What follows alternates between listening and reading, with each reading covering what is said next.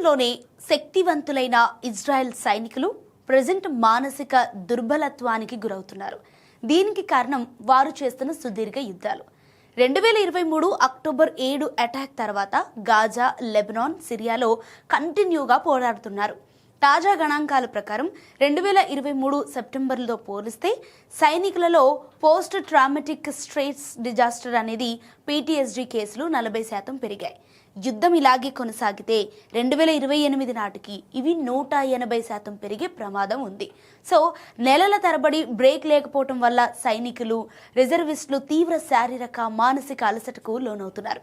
కళ్ల ముందే తోటి సైనికులు ప్రాణాలు కోల్పోవటం, ఎప్పుడు ఎటు నుంచి దాడి జరుగుతోందో తెలియని నిరంతర మరణ భయం కూడా వారిని వెంటాడుతోంది.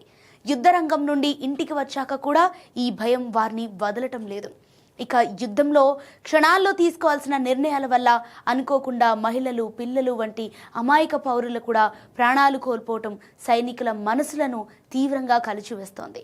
అపరాధ భావం, అవమానం వారిని కుంగిపోయేలా చేస్తున్నాయి.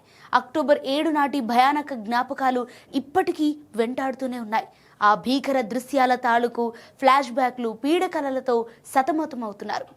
ఇక ఈ దాడి తర్వాత అకస్మాత్తుగా యుద్ధానికి వెళ్లటం వల్ల రిజర్విస్టులు వివిధ రంగాలలో తమ ఉద్యోగాలు కోల్పోవటం, వ్యాపారాలు దెబ్బతినటం, కుటుంబాలకు సుదీర్ఘంగా దూరం కావటం వారిపై అదనపు ఒత్తిడికి మారింది. ఇజ్రాయెల్ పార్లమెంటరీ నివేదికల ప్రకారం అయితే 2024 జనవరి నుండి 2025 జూలై మధ్య దాదాపు 279 మంది సైనికులు ఆత్మహత్యా యత్నాలు చేశారు. 2024, 2025లలో గత 15 ఏళ్లలో లేనంతగా యాక్టివ్ సోల్జర్స్ ఆత్మహత్యల సంఖ్య పెరిగింది. ఇందులో 78% మంది యుద్ధంలో నేరుగా పాల్గొన్నవారు కావటం పరిస్థితి తీవ్రతకు అద్దం పడుతోంది.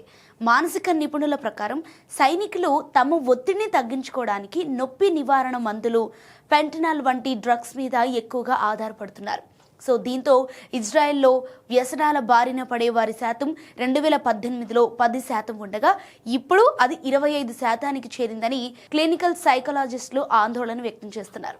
ఇజ్రాయెల్లోని మానసిక ఆరోగ్య కేంద్రాలు ప్రజెంట్ రోగులతో పూర్తిగా నిండిపోయాయి.